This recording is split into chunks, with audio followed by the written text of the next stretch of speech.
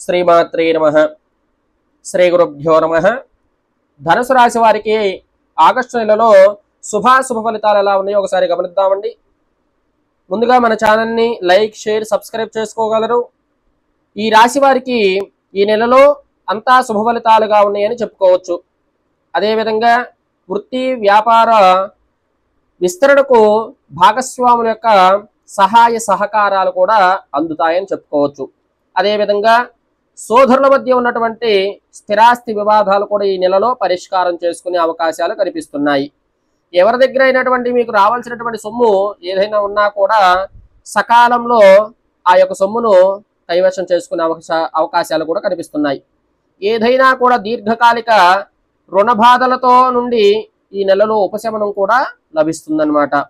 అదేవిధంగా అనారోగ్య సమస్యలతో బాధపడుతున్న వారికి కూడా ఈ నెలలో వారికి ఉపశమనం కూడా లభిస్తుంది. అదేవిధంగా గృహంలో ఏదైనా శుభ కార్యక్రమం కానీ ఏదైనా పని తలపట్టినప్పుడు ధైర్యంగా ముందుకెళ్ళినారంటే ఆ యొక్క పని సక్సెస్ అవుతుందన్నమాట. అదేవిధంగా గృహంలో సంతానం విషయంలో కానీ వివాహాది శుభ కార్యక్రమాలు చేసే అవకాశాలు కనిపిస్తున్నాయి. విద్యార్థులకు పరీక్షా ఫలితాలు సంతృప్తికరంగా ఉంటాయన్నమాట. అంటే మంచి ర్యాంకు కానీ ఏదైనా పరీక్ష రాసిన వారికి మంచి ర్యాంక్ వచ్చే అవకాశాలు కూడా కనిపిస్తున్నాయి అన్నమాట. అదేవిధంగా ఉద్యోగస్తులకు అధికారుల నుండి ఆదరణ కూడా లభిస్తుందన్నమాట.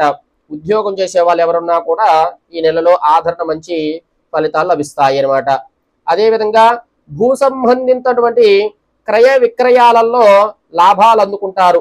భూమి కొనుగోలు కానీ అమ్మటం కానీ చేసిన వారికి మంచి లాభాలు కూడా ఉంటాయన్నమాట. అదేవిధంగా ఈ మాసంలో మధ్యకాలంలో కొన్ని వ్యవహారాలలో ఇబ్బంది పడే అవకాశాలు ఉన్నాయన్నమాట.